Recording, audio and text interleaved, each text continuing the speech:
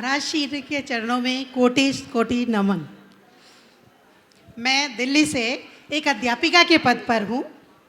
मैं क्या करूँ कि मेरे जो स्कूल के विद्यालय के बच्चे हैं वो धर्म पर भावना से, नैतिकता से ओतप्रोत हो सकें, जो आने वाला भविष्य है वो उज्जवल ही उज्जवल मिले।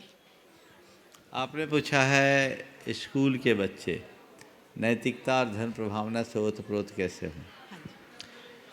मैं तो कहूँगा इस संदर्भ में सबसे बड़ी जवाबदेही आप जैसे अध्यापकों की है। जय गुरुदेव। अगर अध्यापक चरित्रवान हो, कर्तव्यनिष्ठ हो, तो बच्चों पर उनका प्रभाव बहुत गहरा होता है।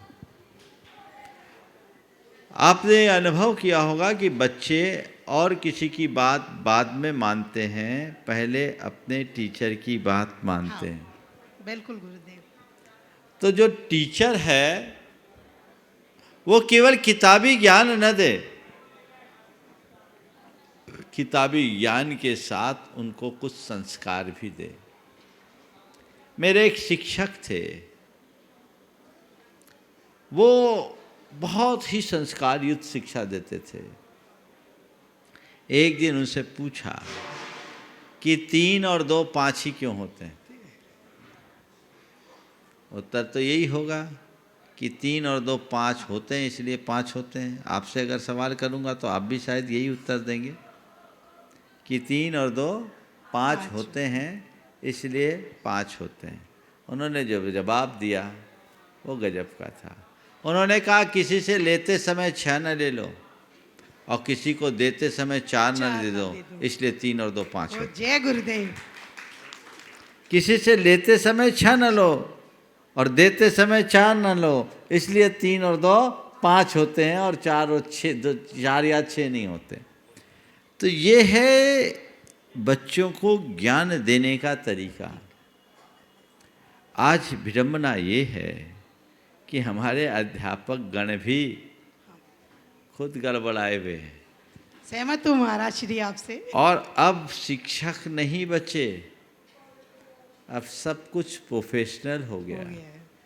यद्यपि अध्यापन एक पेशे के रूप में पुराने समय में भी रहा और ये गुरुतर दायित्व भी है, लेकिन सब चीज़ों में केवल पैसा ही जब प्रमुख हो जाएगा तो बाकी बातें गौण हो जाएगी। अध्यापक भी जिम्मेदार है, पाठ्यक्रम भी जिम्मेदार है, विद्यालयों का वातावरण भी जिम्मेदार है और अभिभावक सबसे ज़्यादा जिम्मेदार।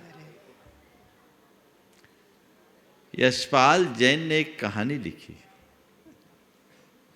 बच्चा स्कूल गया, पहले दिन पढ़ाया गया,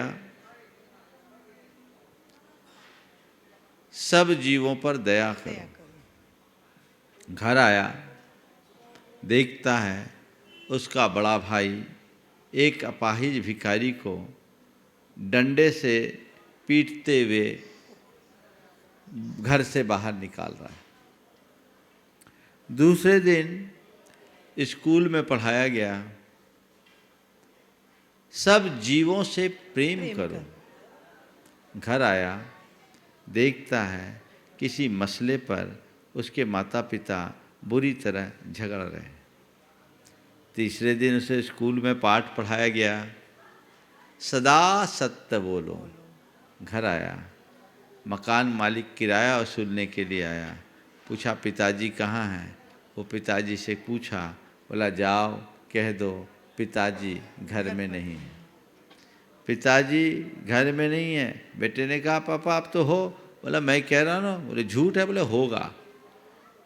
चौथे दिन जब बच्चे को स्कूल जाने के लिए कहा गया तो बच्चे ने कहा पापा मैं स्कूल नहीं जाऊंगा। पापा मैं स्कूल नहीं जाऊंगा क्योंकि गुरुजी ठीक नहीं पढ़ाते। बात समझ में आ रही है? हाँ आई कि नहीं आई? हाँ जी। थोड़ा देर में आई। नहीं आई। आ गई ना? तो बस ये जो अव्यवस्था है, इसको जब तक हम दूर नहीं करेंगे तब तक बातें केवल बातें।